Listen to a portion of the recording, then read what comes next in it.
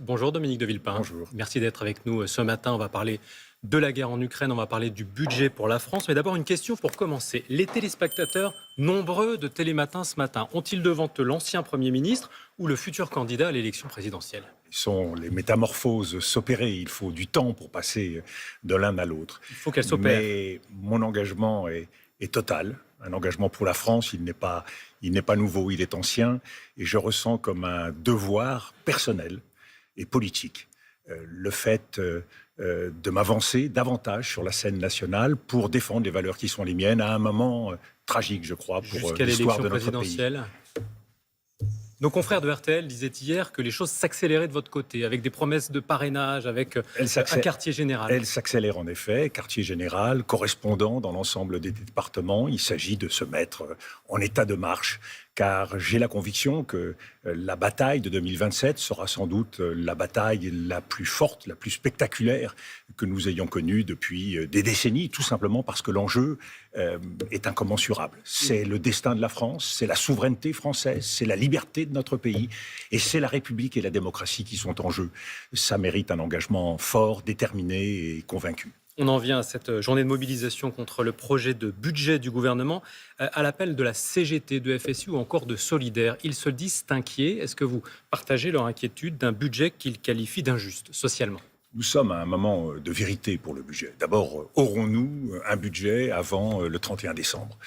Le PLFSS, le projet de loi de finances pour la sécurité sociale, est présenté aujourd'hui. Deuxième lecture aujourd'hui. Deuxième lecture, ils ont jusqu'au 9 décembre. Et puis, il reste le budget de l'État qui sera par la suite à être discuté. Donc, tout ceci constitue effectivement un enjeu important. On a le sentiment que tous les débats qui ont lieu jusqu'ici ne font que éternellement recommencer, sans que rien de construit n'apparaisse. Sébastien Lecornu dit qu'un compromis était possible. Il dramatise un peu la situation en disant le vrai danger au fond, ce serait de ne pas avoir de budget. Il a raison. Et il a raison. Il s'agit de savoir si les socialistes qui ont accepté de discuter, accepté de faire des propositions tout au long des dernières semaines, voteront ou pas ce budget, s'abstiendront. On a le sentiment que le 49.3 qui a été laissé de côté eh bien, serait souhaité par un certain nombre de parlementaires sur les bancs de l'Assemblée pour ne pas porter la responsabilité d'un budget qui, par définition, fait toujours des mécontents. Un budget, ça ne peut pas satisfaire tout le monde. Et puis, il y a la majorité. Central, voilà. Et puis, il y a la majorité, le bloc central. Qui ne sont pas les plus fidèles soutiens. Qui hésitent également. Et il s'agit de savoir ce qu'ils feront. Donc, vous hésiteriez, Sébastien Lecornu fait son travail. Eh bien, à tous les autres sur les bancs nationales de le faire aussi. Je crois que à partir d'un certain moment, à partir d'un certain nombre d'heures de débat, il est temps de siffler la fin de la récréation. Et je pense que le Premier ministre pourrait solliciter l'ensemble des présidents de commissions de l'Assemblée nationale et de groupes de l'Assemblée nationale et du Sénat pour se réunir et décider le compromis qu'il faut faire. Vous voyez, depuis le départ, il y a une sorte de péché qui a été commis dans cette affaire. Le compromis politique n'a pas eu lieu. Avant même la formation du gouvernement, il aurait fallu savoir sur quoi les partis politiques qui acceptent de gouverner s'entendent et faire un compromis. Il y a eu des consultations. Il y a eu des consultations, il n'y a pas eu de compromis, il n'y a pas eu de vote à l'Assemblée nationale de confiance. Or, il faut maintenant trouver ce compromis. Sébastien Lecornu se bat pour avoir sur 5 grands dossiers ce compromis aujourd'hui. Je pense que c'est dans le cadre de la rencontre entre les présidents de l'Assemblée nationale et du Sénat que ce compromis peut être trouvé. Mais c'est un principe de responsabilité politique. Les Français sont en droit d'attendre de leurs élus qu'ils prennent cette responsabilité pour donner à la France un budget. Et il ne s'agit pas seulement de donner à la France un budget. Il s'agit d'écrire une trajectoire pour les 4-5 prochaines années de façon à revenir à la situation de moins de 3% de déficit. Formulé ce matin. Absolument. Malheureusement, les sujets sont nombreux, on doit avancer. À l'étranger, l'armée russe revendique la prise de Pokrovsk, alors que les émissaires de Donald Trump rencontrent aujourd'hui Vladimir Poutine en Russie. Le président russe est-il prêt, a-t-il intérêt à faire une concession? Vous savez, les images parfois parlent plus fort que les mots. Et nous avons 2 images aujourd'hui qui vont se télescoper. Celle d'hier, Volodymyr Zelensky à Paris, reçu à l'Élysée par le président Macron, téléphonant à la terre entière, à tous les Européens, au secrétaire général de l'ONU. L'image d'un président ukrainien dans la tourmente tragique, face à un choix terrible, et qui demande une chose, la paix dans la dignité. Nous savons ce que c'est que faire la paix ou devoir signer un cessez-le-feu, une armistice dans des conditions de contrainte. C'est ce que nous avons fait lors de la guerre de 1870. Nous avons perdu l'Alsace-Lorraine et une autre guerre est surgie quelques décennies plus tard. Aujourd'hui. Et encore une paix ratée, une autre guerre après.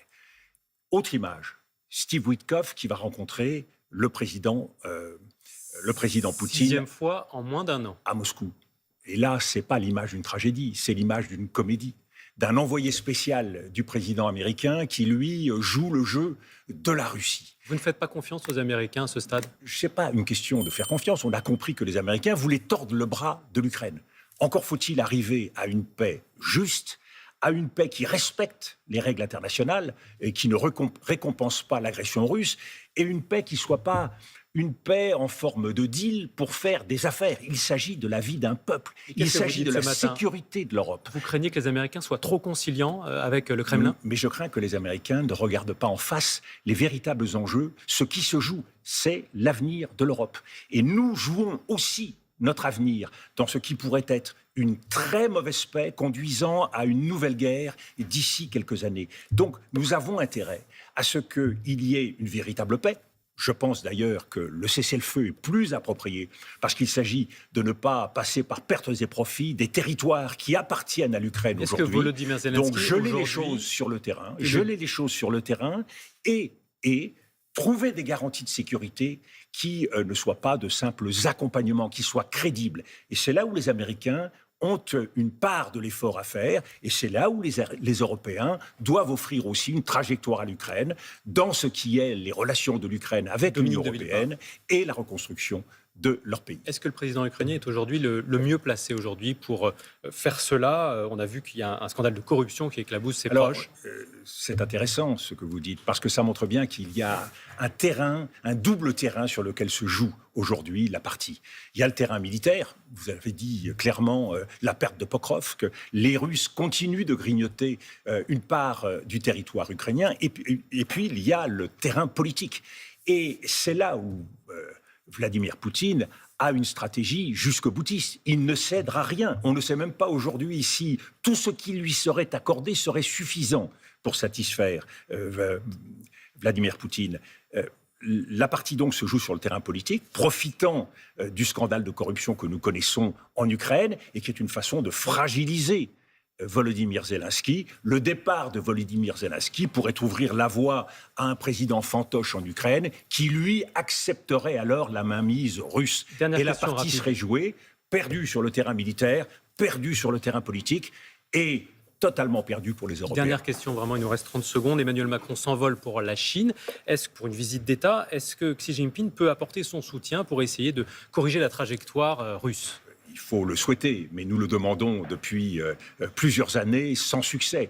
Il y a autre chose qui se joue dans cette visite. C'est la défense de la souveraineté européenne et de la souveraineté française, la mise en place de systèmes de protection économique pour l'Europe et pour la France, un Made in Europe qui nous permettrait de faire face à l'avalanche de produits chinois qui se déversent sur l'Europe. Nous devons trouver le bon point d'équilibre pour que nos intérêts respectifs soient défendus.